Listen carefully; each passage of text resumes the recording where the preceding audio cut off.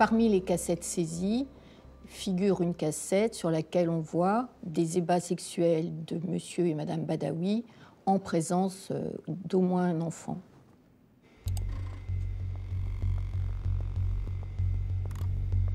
Devant moi, Thierry Delay nie les faits, mais malgré ses dénégations, il y a suffisamment d'éléments pour pouvoir le mettre en examen, donc je l'ai mis en examen. Myriam Badaoui contestait également les faits qui lui étaient reprochés, mais peu de temps plus tard, elle a souhaité me revoir et elle a imputé des faits à son mari avant d'elle-même reconnaître être malade et avoir commis des faits sur ses enfants. Les enfants n'ont pas inventé ce qu'ils racontent. Ils ont dû subir les choses qu'ils dénoncent. Pourquoi je l'ai fait, je n'en sais rien. Regarder des cassettes tous les jours, ça rend fou. Au cours des auditions de Myriam Delay, elle dénonce aussi d'autres adultes qui auraient participé aux faits. Les hommes qui venaient à la maison, ils venaient pour avoir des relations sexuelles avec les enfants. Elle affirme que ses enfants sont victimes d'abus, de viols, non seulement de la part de son mari et elle, mais de voisins, et elle donne des noms.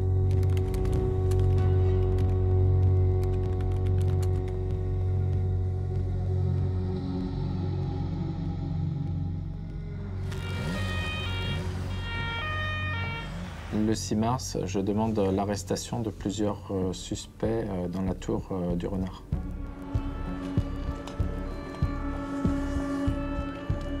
Ce matin-là, c'est une des journées les plus importantes de l'affaire d'Outreau. Plusieurs personnes sont arrêtées. En même temps, à 6 h du matin, elles sont conduites au commissariat ou dans plusieurs commissariats. C'est à bord de plusieurs voitures de police que les personnes soupçonnées de pédophilie ont été déférées ce matin devant le juge d'instruction. Plusieurs adultes ont été interpellés, des membres du voisinage, et donc Thierry Dosque, un autre couple, Franck et Sandrine Lavier, et puis un couple de voisins vraiment très proches de l'appartement du couple Delay, David Delplanque et Aurélie Grenon.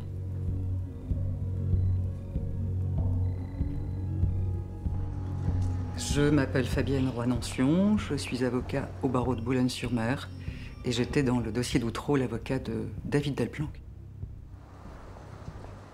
Donc ce jour-là, je vais au palais, je vais directement au parquet, je demande ce qui se passe, pourquoi il a été interpellé, on me dit viol sur mineur. David, dans un premier temps, dit que il n'a rien à faire là-dedans, qu'il ne savait pas du tout ce qui se passait chez les Delay, qu'ils ont pris 2-3 apéros, 2-3 cafés, peut-être fait une fiesta ou deux ensemble, mais que franchement, l'histoire de pédophilie, c'est pas son truc, il est complètement étranger à ça.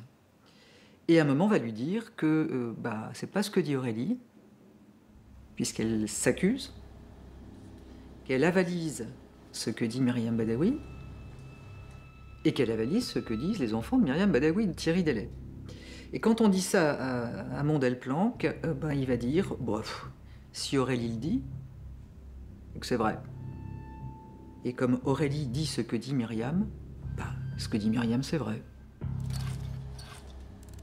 Entre les deux couples, il y a un décalage énorme. Aurélie et David, ce sont deux gamins beaux, et puis les Delay Badaoui, je ne veux pas être injurieuse, mais Madame Badaoui, quand même, voilà, très jolie. Quant à Thierry, alors qu'est-ce qui se passe? C'est à mon avis la liesse ambiante, l'alcool. Là, c'est à nouveau c'est le verrou qui saute et je crois qu'après on se retrouve dans quelque chose qu'on ne maîtrise plus. Alors nous sommes le 7 mars 2001. C'est l'audition de David Delplanque par un officier de police judiciaire du commissariat de Boulogne. Je tiens à m'expliquer, je vais vous dire la vérité.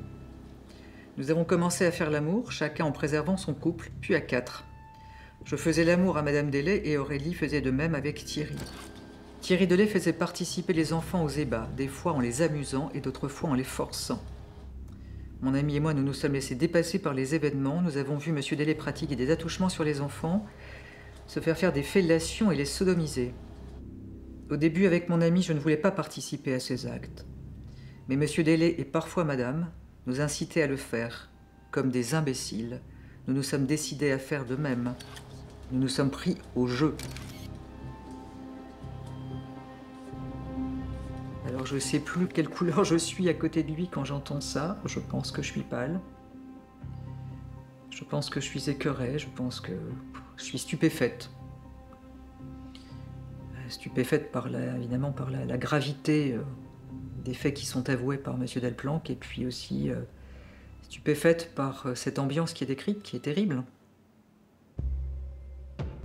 Aurélie Grenon et David Delplanque ont reconnu qu'ils avaient également participé à ces soirées de maltraitance, enfin à ces viols, à ces agressions sexuelles.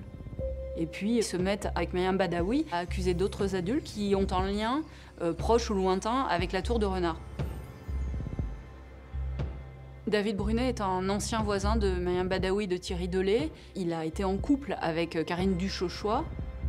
François Mourmin a eu un enfant avec une voisine et amie du couple Badaoui-Delay. Il est le parrain d'un des enfants Delay. Christian Godard aussi, qui était mari de Roselyne Godard, surnommée la boulangère d'Outreau. Roselyne Godard, elle n'habite pas à la Tour du Renard, mais elle est connue, des enfants notamment, à qui elle vend des confiseries. Et là, les enfants Delay vont aussi dénoncer ces mêmes personnes. Les mises en examen ne reposaient pas uniquement sur les déclarations des enfants. Ils reposaient sur un faisceau d'indices qui reprenait de plusieurs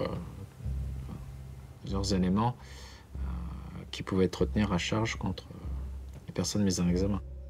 Alors effectivement, quand d'autres personnes sont mises en cause, puis mises en examen, puis placées en détention provisoire dans ce dossier, on se dit mais ça va s'arrêter où? Tout l'immeuble a participé, peut-être tout le quartier. C'est une tache d'encre, quoi.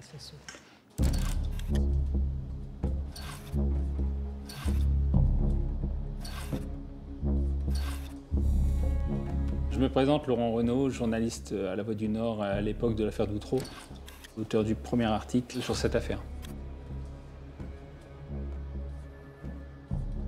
Au moment du lancement de l'affaire, j'essaye de voir où on en est exactement, de comprendre, de démêler, parce qu'à cette époque, c'est vraiment très très flou.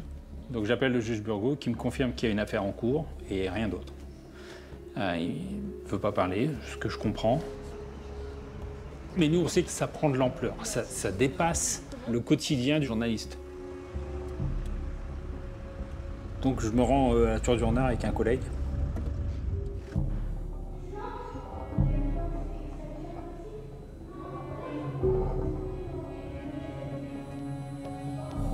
Je me souviens que la porte du bas est ouverte, on monte les 5 étages. On voulait voir un petit peu à quoi ressemblait justement l'intérieur pour ne pas avoir des idées reçues. Et là, quand on toque à la porte du 5e, c'est le voisin du premier qui répond, en disant ils ne sont pas là. Et à ce moment-là, on réfléchit un petit peu, on se dit, dans cet appartement, il y a eu des agressions, que ça criait, que ça hurlait. Là, on se dit, mince, dans cette tour, tout s'entend. On entend le voisin qui ouvre la porte, on entend les gens monter. Donc si vraiment il y a des hurlements, des cris, des bagarres, tout ce qu'on peut imaginer, c'est que tout le monde sait, tout le monde se tait.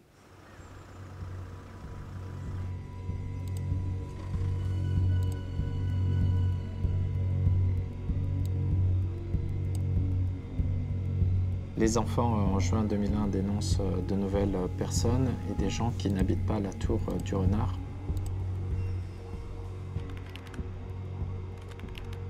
Et là, on se dit, mais c'est pas possible, c'est pas que la Tour du Renard, c'est pas que Outreau. Ça part véritablement dans tous les sens. Cette nouvelle affaire dans le Nord, particulièrement glaçante. 4 enfants d'une même famille, âgés de 7 à 11 ans, étaient prostitués par leurs parents pour payer les courses en quelque sorte et éviter les saisies d'huissiers. Ce soir, 6 personnes ont été mises en examen et incarcérées. C'est à bord de plusieurs voitures de police et cachées sous des couvertures que les 6 personnes soupçonnées de pédophilie ont été déférées ce matin devant le juge d'instruction.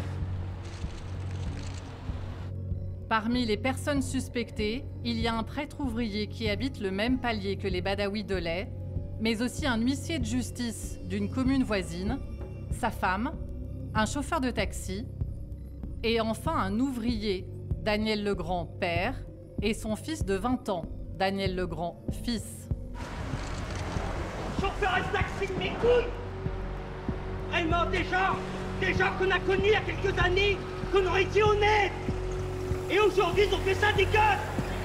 Faudrait la peine de mort. Moi, je les traînerai libres sur la place. Espèce d'ordure, pourriture.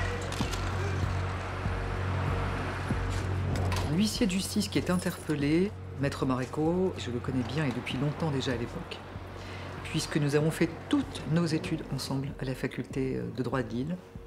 Et quand j'apprends que c'est un Maréco, j'y crois pas, quoi. Je suis totalement médusée, je suis dans une forme d'horreur, Si c'est vrai, c'est horrible, si c'est pas vrai, c'est monstrueux, enfin, pas Alain, quoi. Le couple Maréco, un huissier de justice et sa femme, infirmière scolaire. Ils habitaient cette maison de notables dans la campagne boulonnaise. Je m'appelle Odile, ex-femme de l'huissier de justice.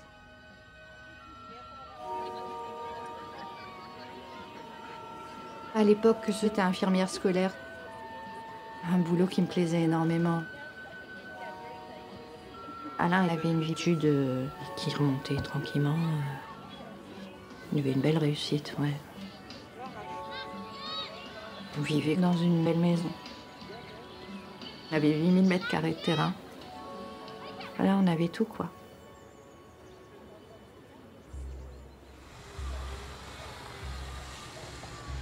C'était un mercredi. Il était 6h du matin. On entend des coups sur la porte. C'est Alain qui est descendu.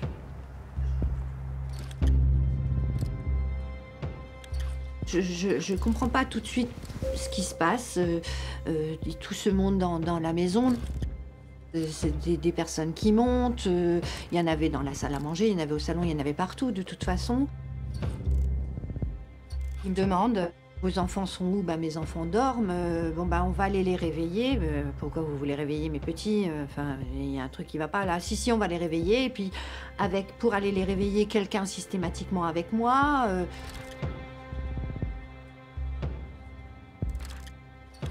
Pour certaines professions particulières, comme les huissiers, la loi française oblige le juge d'instruction à être présent au moment de la perquisition. Et c'est la raison pour laquelle j'étais présent ce jour-là.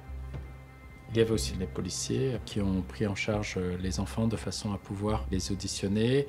Les adultes, les deux adultes présents ont pu se changer, s'habiller, enfin, parce que comme on arrive à 6h du matin, on est quand même au réveil. On a tout fait pour que ça se passe le mieux possible. Tout va très vite, les enfants sont emmenés. Enfin, je leur ai dit que je viendrais les chercher dans la matinée. Et puis la matinée, elle a duré 3 ans.